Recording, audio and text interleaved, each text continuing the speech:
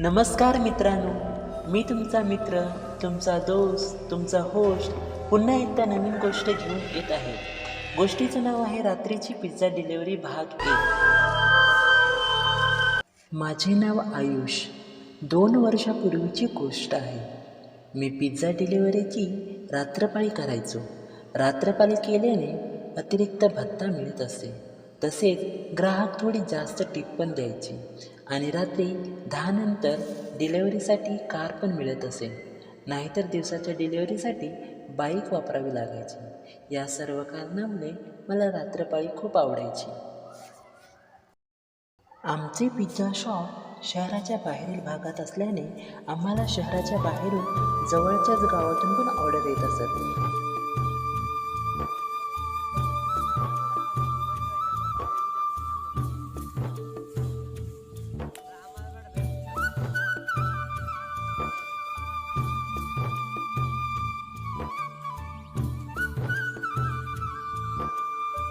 अशीच ती ऑर्डर त्या दिवशी रात्री 11:30च्या सुमारास आली होती. 2 पिझ्झा, गार्लिक ब्रेड आणि काही ड्रिंक्स अशी ती ऑर्डर होती. एका बाईने मधुर आवाजात ती ऑर्डर दिली होती आणि मला ती बघायला भेटेल या आनंदात मी ती ऑर्डर घेतली होती. मी किचनमध्ये असलेल्या मित्राला ऑर्डरचा तपशील दिला. त्याने 15 मिनिटातच सर्व गोष्टी तयार केल्या आणि मी त्या घेऊन डिलिव्हरीसाठी निघालो. मी नेव्हिगेटरवर पत्ता टाकला. पत्ता शहराच्या बाहेरचा होता आणि 19 मिनिटं पोचण्यासाठी दाखवत होता. माझ्याकडे त्यावेळी आणखी एक जवळचीच ऑर्डर होती. तो स्टॉप पण मी टाकला होता आणि आता 25 मिनिटं लागणार होती. लांबची ऑर्डर असल्याने उशीर होणार आणि डिलिव्हरीचे एक्स्ट्रा चार्जेस लागतील हे मी त्या बाईला फोनवर सांगितलं होतं आणि तिने ते मान्यही केलं होतं. जवळची ऑर्डर डिलिव्हरी करून त्या दुसऱ्या ऑर्डरच्या डिलिव्हरीसाठी निघालो. काही मिनिटातच मी मुख्य रस्त्यावरून शहराच्या बाहेर आलो. शहराचा बाहेरचा भाग असल्याने रस्ता सामसूम होता, पण मुख्य रस्ता असल्याने रस्त्यावर दिवे होते. तरी पण त्या पिवळ्या उजेडातल्या सामसूम रस्ता थोडा घाबरवत होता. पण मी कारमध्ये असल्यामुळे तशी काही भीती वाटत नव्हती. निर्मनुष्य रस्ता असल्याने माझी आवडती जुनी गाणी लावून मी ड्रायव्हिंग एन्जॉय करत होतो. काही मिनिटातच एक डावं वळण घेऊन नेव्हिगेटर दाखवल्याप्रमाणे मला मुख्य रस्ता सोडून एका छोट्या रस्त्यावर जावे लागते. रस्त्यावर दिवे नव्हते आणि आजूबाजूला फक्त अंधार दिसत होता.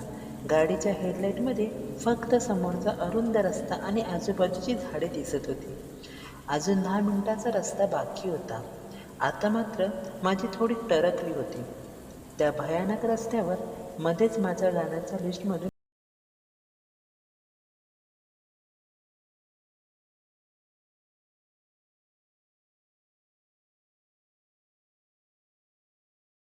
झालं. मला थोडं हसू आलं, पण भीतीसुद्धा वाटत होती. मध्येच एखाद्या रस्त्याकडे छोट्याशा दुकानाबाहेर लाईट वगैरे दिसत होती, पण त्यावेळी सर्व काही बंद होते. मॅपवर दाखवल्याप्रमाणे मी गाडी घेऊन दिल्या गेलेल्या पत्त्यावर पोचलो. तो एका 2 माळ्याचा घराचा पत्ता होता. घराबाहेर दिवाबत्ती वगैरे काही लावलेली नव्हती. घरात पण खालच्या भागात थोडीशी खिडकीतून लाईट दिसत होती. त्यात त्या घराबद्दल काहीतरी अगम्य गूढ भावना लपली आहे असं माझ्या मनात येत होतं. त्या परिसरात ते एकच घर दिसत होते.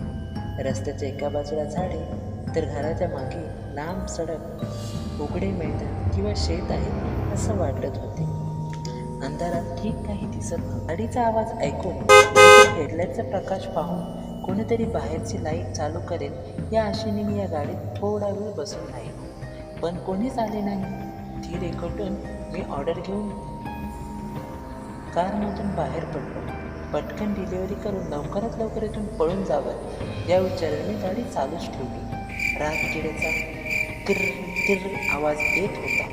तो आवाज आणि गाडीचा आवाज तेवढाच काय, तो आवाज बाकी शांतता होती. दूरवर एखादा कुत्रा भुंकण्याचा आवाज येत होता. घराच्या दारावर जाऊन मी दाराची कडी वाजवली, कारण घंटी वाजवण्यासाठी बटन कुठे आहे हे मला दिसत नव्हते. थोड्या वेळासाठी कोणीच नाही आले. एकदा मनात आले की तिथून निघून जावे, पण पुन्हा एकदा ठकठक केलं. कोणी आहे का असे मोठ्याने विचारले. थोड्याच वेळात दार कोणीतरी हळूच उघडले.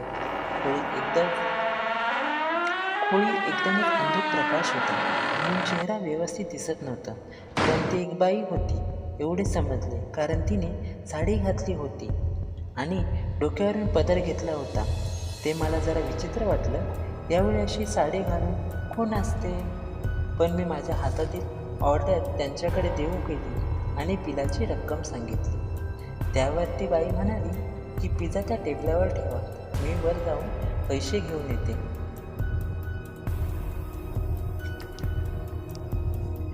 तिचा आवाज ऐकून मला समजले की फोनवर बोलणारी बाई तीच होती. मी पिझ्झा टेबलावर ठेवायला आत गेलो आणि ती बाई पैसे आणण्यासाठी जिन्यावरून हळूवार आत गेली. खोलीत एकच टेबल व लॅम्प चालू होता आणि त्याचा प्रकाश फारच अंधुक होता. सगळंच वातावरण थोडं विचित्र वाटत होतं. तिथे एक सोप्यावर माणूस बसलेला दिसत होता किंवा तो बसून झोपला असावा असं वाटत होतं. काळोखात फक्त तिची आकृती दिसत होती आणि मान एका बाजूला झुकली होती. मी थोडा घाबरलो. मी कोण आहे हे बघण्यासाठी हॅलो असे हलक्या आवाजात म्हणालो, पण उत्तर काही आले नाही. भीती वाटत होती म्हणून मोबाईलचा फ्लॅश लावून त्याच्या जवळ गेलो आणि जे काही बघितलं त्याने माझा थरकापच उडाला. तिथे एक सूट घातलेला माणूस बसलेला होता, पण तो कदाचित जिवंत नव्हता. त्याचं डोकं फुटलेलं होतं आणि भरपूर रक्त सोप्यावरून वाहून गेलेले दिसत होते. हा माणूस कोण असेल? त्याचा आणि त्या बाईचा काय संबंध असेल? ती ऑर्डर देणाऱ्या बाईने तर याचा खून तर नसेल केला, किंवा ती बाई काहीतरी खोटं बोलते. या रहस्यासोबत आपण लवकरच भेटूया. रात्रीची पिझ्झा डिलिव्हरी